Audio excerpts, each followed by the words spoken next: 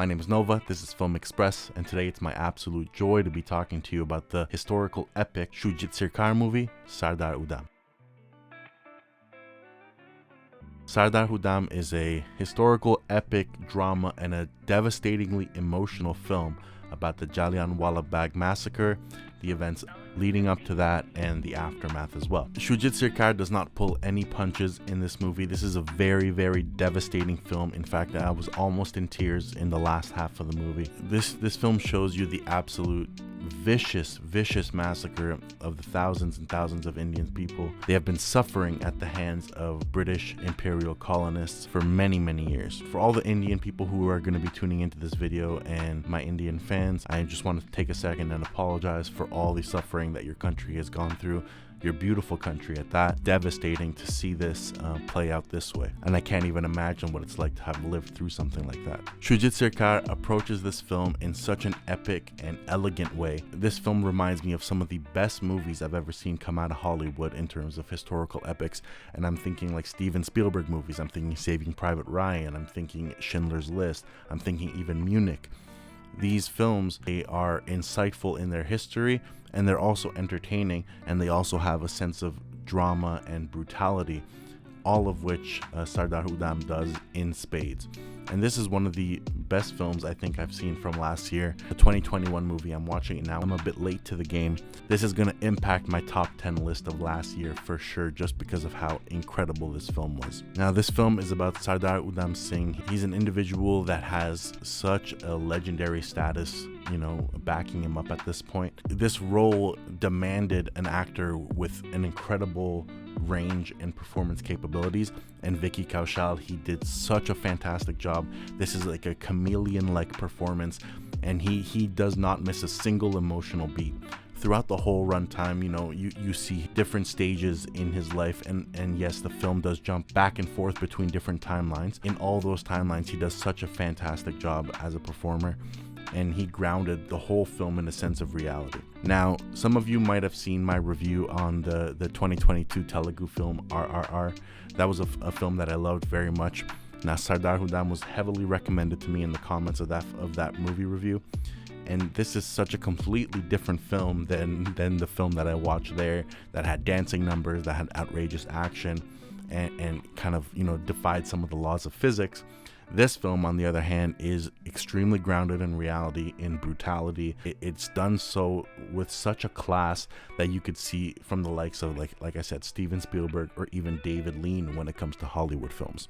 Needless to say, I was very impressed from the start about how this kind of jumped into the political drama, and it wasn't long before I was just swept up and my eyes were glued to the screen for the whole duration of the movie. I didn't know much about this movie going in. I didn't know about the fractured timeline. I didn't know that the movie was going to end on such a very brutal note. Needless to say, this was a roller coaster of an experience for me, because from the start of the film, I was completely engaged in the action, in the stakes, in the drama, and then by the end of the film, it's crazy that SHOOJIT SIRCAR is approaching this with such a brutal and incredible honesty, because the massacre of this level needs to be portrayed and it needs to be remembered. They filmed this movie on the 100-year, I won't say anniversary, but on the 100th year memoriam of the event. It's almost in a way trying to gain back their history and remind people of the horrors of the British imperial colonists. And this film was going to be nominated for the best foreign film at the Academy Awards. It says so much that the Academy passed on this film for the best foreign film nomination, just because this film portrayed the British in a very brutal and real way, unfortunately. And like I said, and just talking about it now is making me a little bit emotional. This film is not easy to watch in any sense. It starts off as a slow burn, and it's slowly placing its chess pieces in a way where it's leading to something really intense, and by the time that third act hits you, you're absolutely devastated. I absolutely love films that have the capacity to emotionally impact me and to leave me devastated and feeling things, and this film managed to do that in spades. This is a heart-wrenching experience, and one that I commend anybody who loves films of all nature to see. You don't have to be into historical films, you don't have to be into Hindi language films in general to watch this beautifully heartbreaking and devastating story about Indian history. This is something that anybody should be able to relate to, and anybody should be able to just jump in and enjoy the film for what it is and respect the film for what it's doing. It might be a little bit tough to jump into a movie that is 2 hours and 42 minutes long and has these very, very sudden time jumps, but this also shows such a very, very strong control of narrative from the screenwriter's standpoint and as well as the directors, because they both managed to imbue this film with so much research, so much love for the history and love for their culture. This is just such an achievement of a movie in every single way.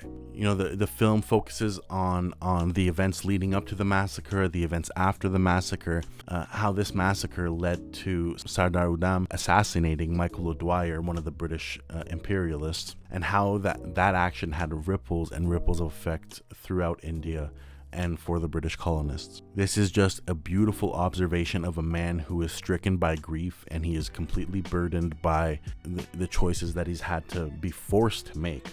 And there are some scenes in here where you can really sense the emotional depth of this character. All credits to the performance by Vicky Kaushal. I've seen some criticisms here and there saying that the film can be very long, and that is obviously very true. 2 hours and 40 minutes is not a joke of a runtime, but there was not a point in this film where I was bored or was I looking at the runtime, because every single part of this narrative served a bigger purpose, and it was snowballing consistently throughout the film, leading up to that big moment, obviously. And I challenge anyone that has a human heart to not be feeling emotionally wrecked by the time that those scenes play out. If anything, SHOOJIT SIRCAR has proven that he is a master of storytelling, and he is a master at knowing what to shoot and knowing what to focus on. This is probably one of the best historical biopics I think I've seen in a very long time. I don't know many that I would say capture everything so honestly and do so in a way that's not only entertaining but gripping and harrowing and again, fully engaging. There are so many tense moments where I feel like my palms were getting sweaty, or I was at the edge of my seat, because you want Udham to pull the trigger so many times, or you want the Indian people to get their justice, but that the story's on its way to a very devastating, and fortunately for the film, it makes the journey so much more rewarding, but it also unfortunately makes for such an emotional and devastating truth about history, about the actions of the British, and about the massacre that had occurred. If I had any criticisms about this film, is that there are a couple of the cliches that I've come to notice in some Indian movies as well.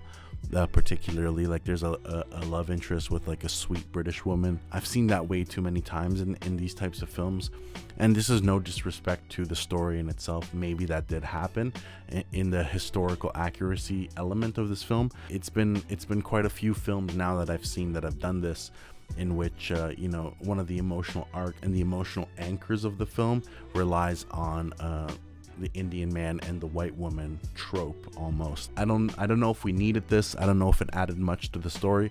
It was very well written, and I don't have any problems with how it was explored. I just feel like that's a cliche that I've come to notice, as well as something along the lines of the British general who is torturing him throughout the film kind of has an emotional connection with him and softens up to him a little bit. That's another one of these cliches that I've seen, and that might have very well happened in the story, in the history. I don't want to take anything away from that, but if I had any gripes with the film, those are two of the cliches that I've seen. The film ends on so much tragedy, and it becomes a grueling experience to kind of watch all these innocent people suffer and die, and there's just limbs flying everywhere, and the camera focuses on watching their pain, their tears, their children are dying, limbs are being blown off, with bullets, and none of this is easy to watch, but it all happened, and you have to respect that. And this is why I bring it back to a comparison to Steven Spielberg's films, because both in Schindler's List and Saving Private Ryan, everything is shown, very honestly and earnestly, and some of it can be very gruesome and violent especially like the first 20 minutes of Saving Private Ryan. That shows that Shoojit Sircar is a masterful storyteller. He was the right person for this job, you know, in every sense. I think what bothers me the most is that not enough people know about this film.